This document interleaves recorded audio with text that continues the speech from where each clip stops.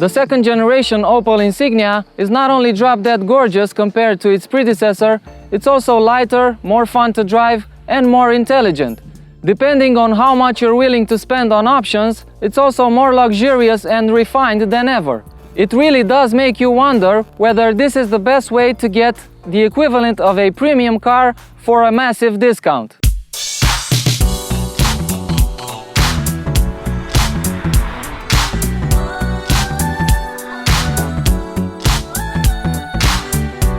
Well, it might as well be. This fully loaded Opel Insignia costs about the same as an entry-level premium sedan in a similar powertrain configuration, and is remarkably close to its luxury competitors in all areas.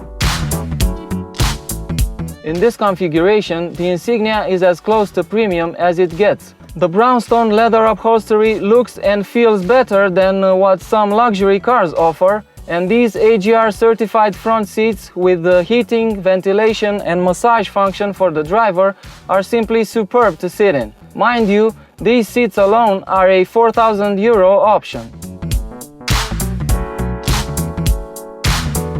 The plastics found in the upper part of the cabin are nice and soft, and the ones found lower down aren't unpleasant either. And did I mention how beautifully integrated this touchscreen is? It's refreshing to see an automaker bucking the trend of floating displays. It has decent graphics and a clear menu structure that makes it easy to adjust to. The touchscreen interface also proves easy to use. It's responsive and the main functions can be accessed via physical buttons as well, helping the driver get the job done quickly without getting distracted while on the move. The crisp-looking head-up display, the digital screen between the dials, and the buttons on the steering wheel all serve the same purpose as well. Navi 900 IntelliLink also offers a built-in navigation system that is pretty straightforward to use, but not as convenient and intelligent as Google Maps or Waze. Don't worry, you can use those apps in the Insignia, as Android Auto and Apple CarPlay are standard. Build quality is good too, with some minor exceptions.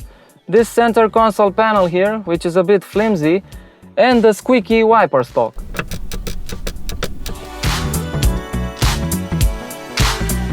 Passenger space is excellent at the front and very good here in the back. I have plenty of knee room and leg room here, and headroom is decent for a 6-footer like me. However, taller passengers will need to slide down the seat to fit because of the sloping roofline. Passengers' belongings will have a lot of space in the Insignia as well. There are some rather big door bins, 3 storage spaces on the center console, a roomy glove box and 4 cup holders. For practicality purposes, the Insignia cleverly uses a 5-door lift-back body style, and you can see the logic in that when you lift the huge tailgate. The big opening allows you to load bulky items, and the boot can swallow 490 liters of stuff. It may be almost 100 liters smaller than the Passat sedan's trunk, but access is better in the Insignia. This car runs a 2-liter turbo diesel engine that makes 170 horsepower and 400 Nm of torque, available from as low as 1,750 RPM. It's a great engine that feels lively and revs freely all the way up to 5,000 RPM, which is a big deal for a diesel. Obviously, as you start revving it, you begin to hear more and more noise inside the cabin. It's not the most unpleasant of noises. By the contrary, for a diesel, it sounds quite nicely. There's no annoying clatter. It's just a typical diesel engine noise that some people like and some people may not be really thrilled about. But I assume that once you buy a diesel, you're aware that you're going to hear it. Anyway, the car has a pretty good sound insulation, so the engine noise is never very bothersome.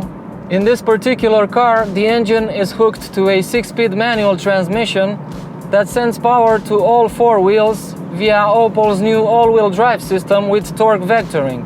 Yes, it's a manual, despite the fact that it has this lever that looks a lot like what you see on an automatic transmission. The 6-speed box is precise and it covers the engine's broad torque curve rather effectively.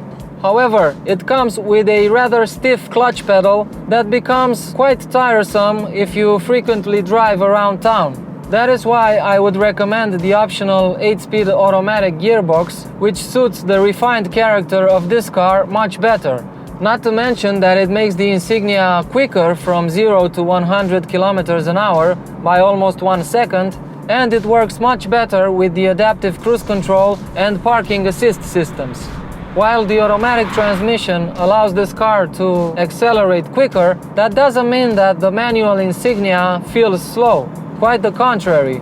When you step the throttle, you feel that torque coming into action, and the torque vectoring system putting the power down in the most effective way possible.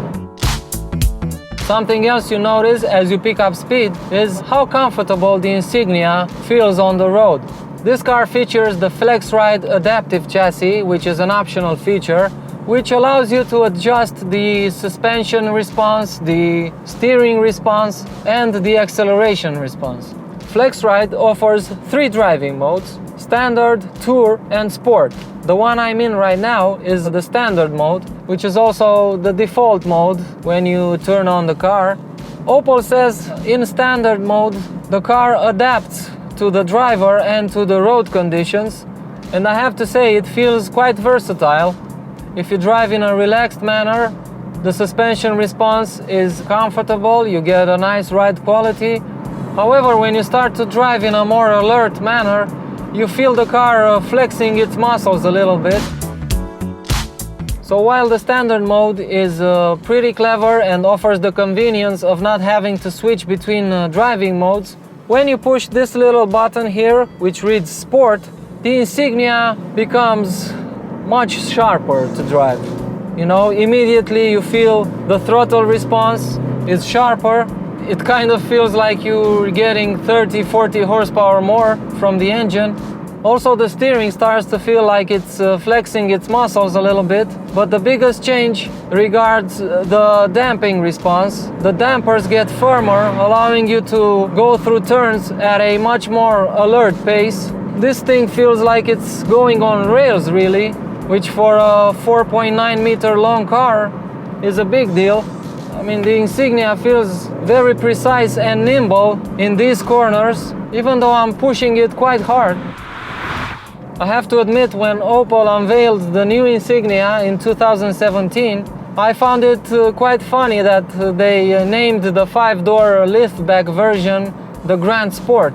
That was because I didn't understand what was so sporty about the Insignia. Well, now I can say that besides its coupe-like looks, the Insignia is also a fun car to drive, at least in this configuration.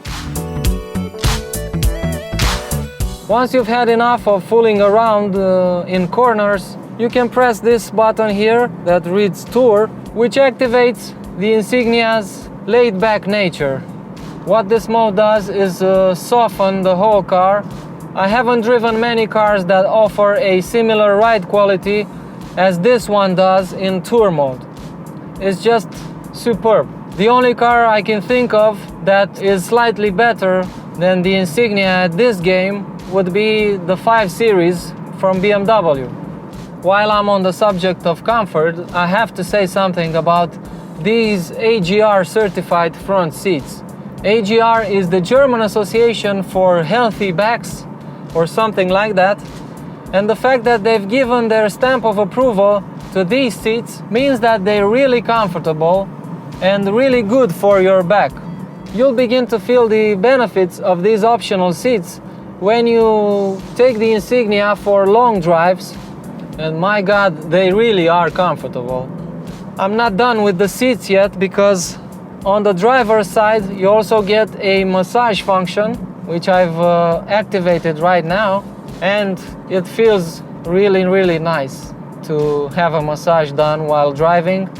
Okay, I'm really excited about these seats, so I will tell you one last thing about them. The fact that they are all heated, even those in the back, and those in the front also have a ventilation function, which comes in real handy on warm summer days. Finding the right driving position is really simple in the Insignia, especially with these seats.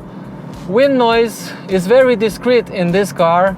You can only hear it at high speeds, think motorway speeds or higher, while tire noise is almost imperceptible. You need to drive on rougher roads to hear the tires. There is something you hear constantly in the Insignia, and that is the engine. Like I said before, some people may like the sound of it, some may not. I, for one, am not very enthusiastic about diesel engines, so I would have liked it to be a little more silent. For example, the 2-liter TDI in the Passat is more silent, at least in the cabin, than this engine. But then again, it's not an unpleasant sound. It doesn't have that typical clatter some diesels have. The claimed average fuel economy for this car is 6.1 liters per 100 kilometers, but during our alert test routine of more than 700 kilometers, the trip computer settled at around 8.1 liters. That's a reasonable figure, given that achieving a low fuel consumption wasn't our priority. On a related note, the start-stop system has to be one of the smoothest in the business.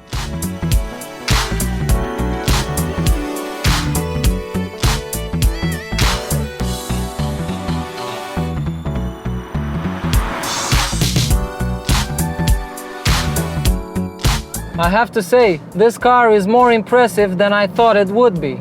It's a great all-arounder, and if you spec it right, it can play the premium game too. If you're in the market for this type of car, I think you should definitely check out the Insignia, because not only will you look better than in the Passat, you'll also feel more special on the road. Loaded with 11,500 euros worth of optional extras, this car costs around 40,000 euros. That kind of money will buy you a BMW 3 Series or a Mercedes C-Class with similar powertrains, but no optional extras whatsoever. It's your choice if you want to look good and have all the goodies you want, or just look good.